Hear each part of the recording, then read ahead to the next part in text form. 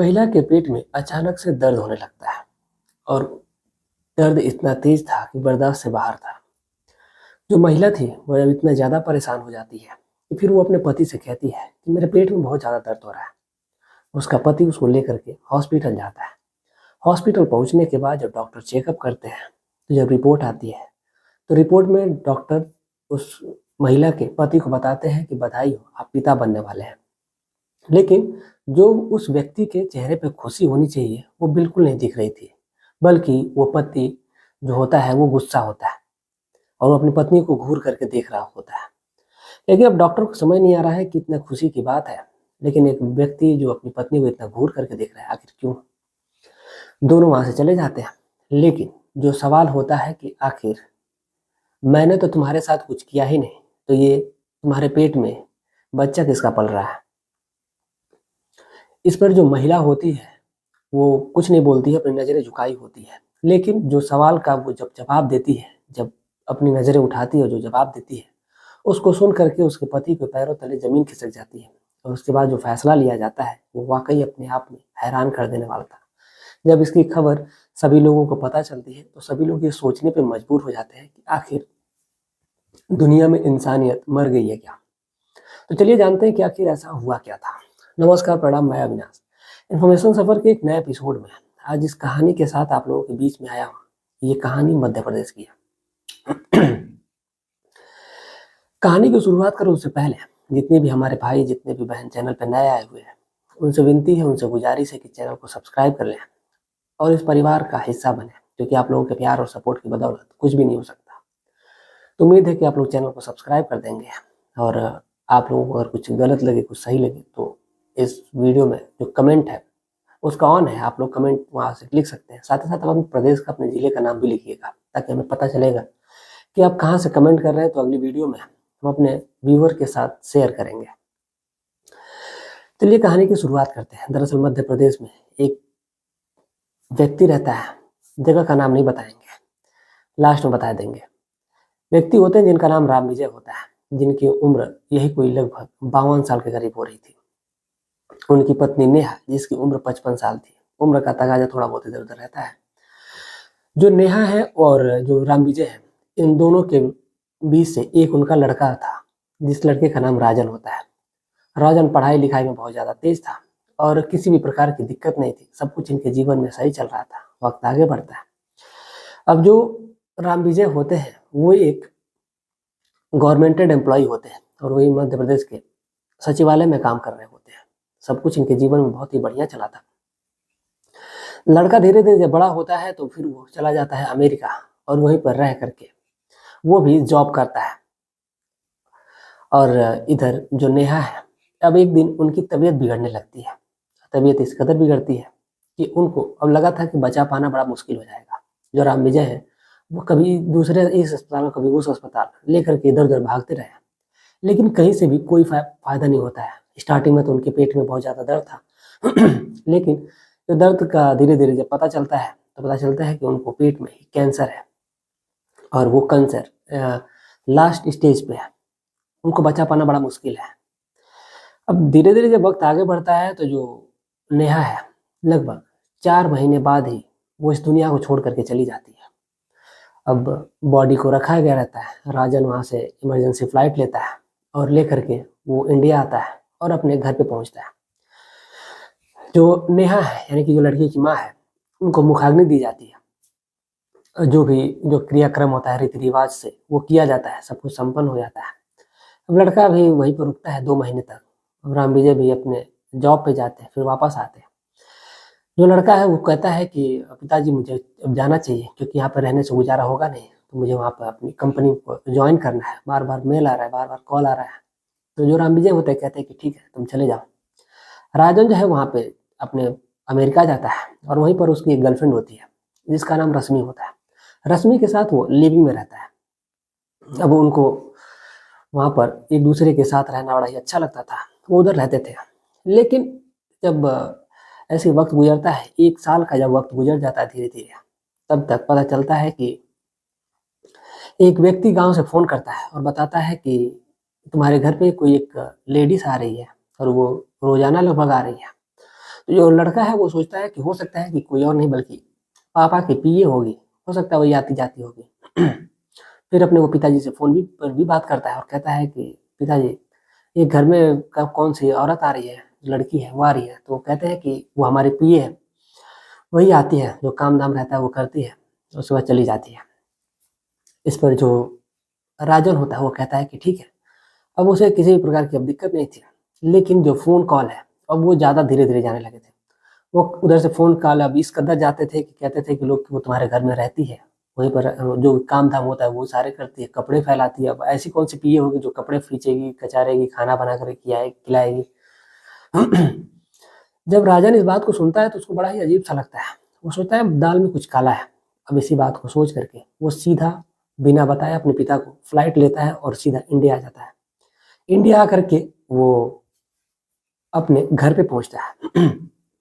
अब जब घर पे जैसे ही पहुंचता है तो देखता है कि घर में एक खूबसूरत लड़की होती है, जिसको देख करके राजन की भी नीयत बिगड़ जाती है। लेकिन वो खुद पे कंट्रोल करता है, कुछ बोलता नहीं है। और वो तुम्हारे गुस्से के वैसे भी कुछ नहीं बोल रहा था। जिस लड़की का नाम खुशबू होता है, राम विजय से पूछता है कि आखिर ये बताओ कि ये कौन है और कौन सी ऐसी आपकी पीए है जो आपका कपड़ा धुलेगी, सब कुछ करेगी, खाना बना खिलाएगी, ऐसी कौन सी पीए कहाँ मिलती है।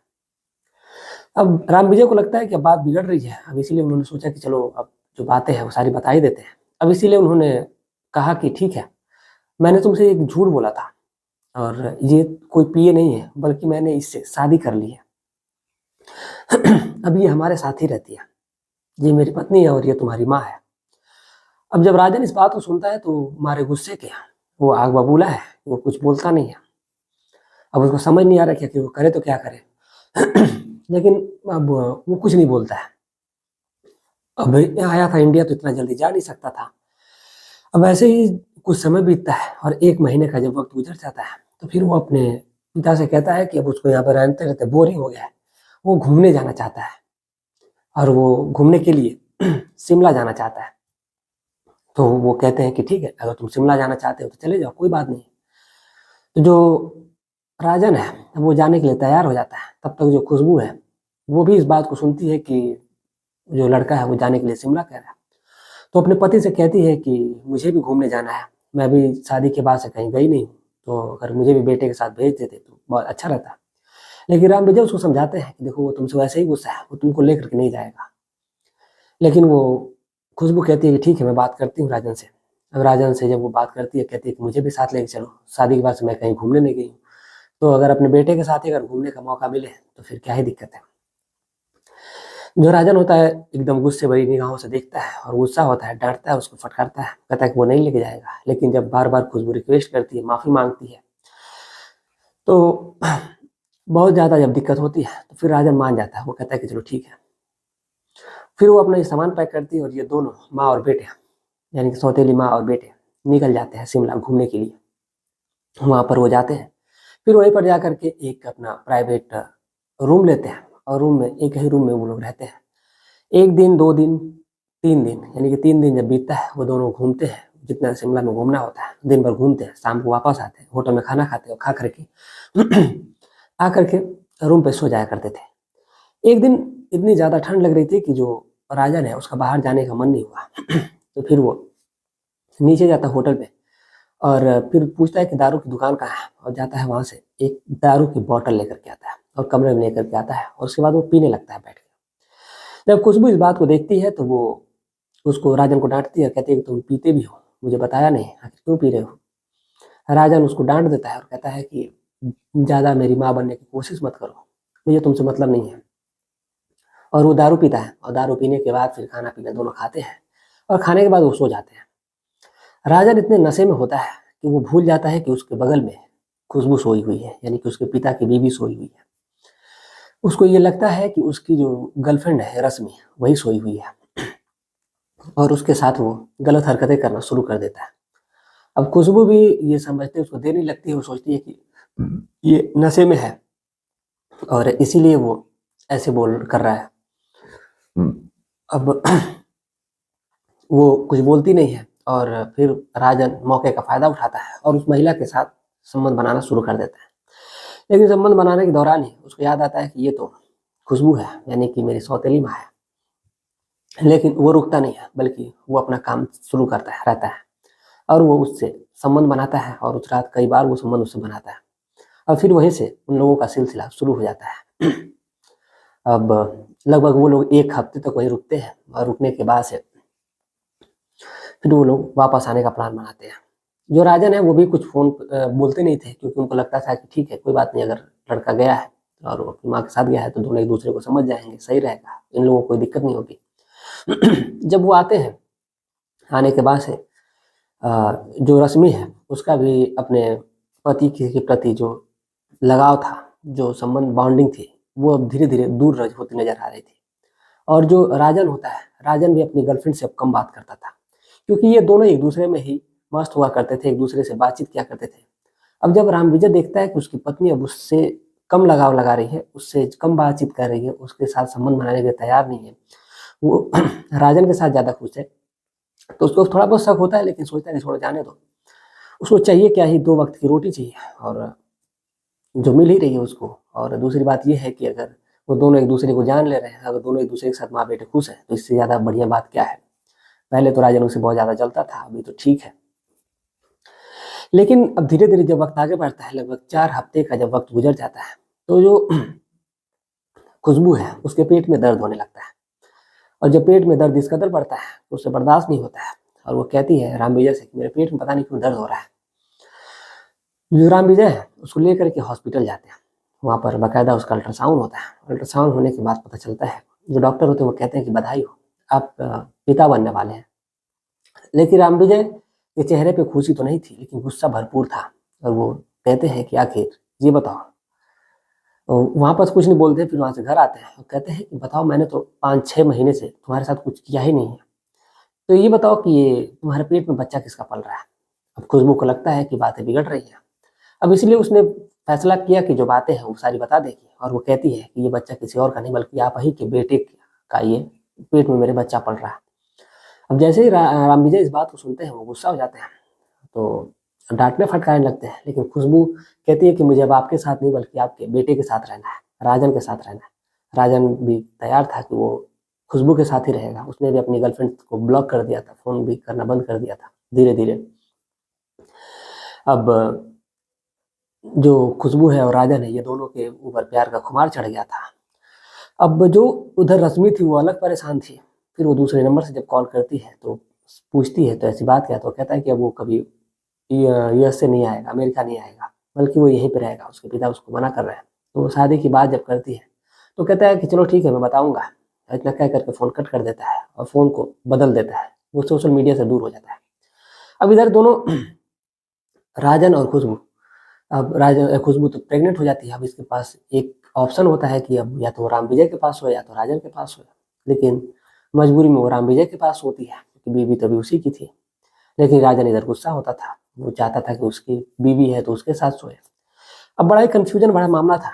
तो खुशबू एक दिन प्लान बनाती है और कहती है कि एक काम करते हैं कि रामविजय को रास्ते से हटा देते हैं, और वो दोनों जाते हैं रूम में और रामविजय की तकिया से दबा करके उसको मार देते हैं।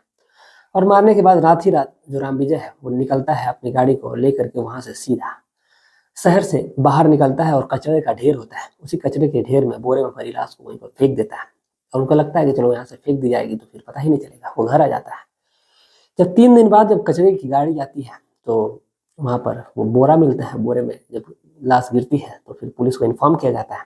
मौके पर पुलिस आती है, और जब पुलिस आती है तो फिर बाकायदा पूछताछ होती है, तो पता चलता है कि ये कोई और नहीं बल्कि ये तो काम करने एक गवर्नमेंट एंड एम्प्लॉय रामविजय है। तो उसके घर पे जब पुलिस पूछताछ करती है और जब बारीकी से पूछताछ की जाती है, यानी कि ढंग से जब पूछताछ की जाती है, तो पता चलता है कि कोई कातिल कोई और नहीं बल्कि राजन और खुशबू ही है। पुलिस उनको हिरासत में लेती है और लेकर के जेल की सलाखों के पीछे डाल देती है। तो अभी तो जो खुशबू है, अभी तो वो जेल में ही है। अब उसको उस तरीके से रखा गया है क्योंकि वो अभी जेल में है, तो उस जो गर्भवती भी है तो उसे किसी प्रकार की दिक्कत नहीं होगी।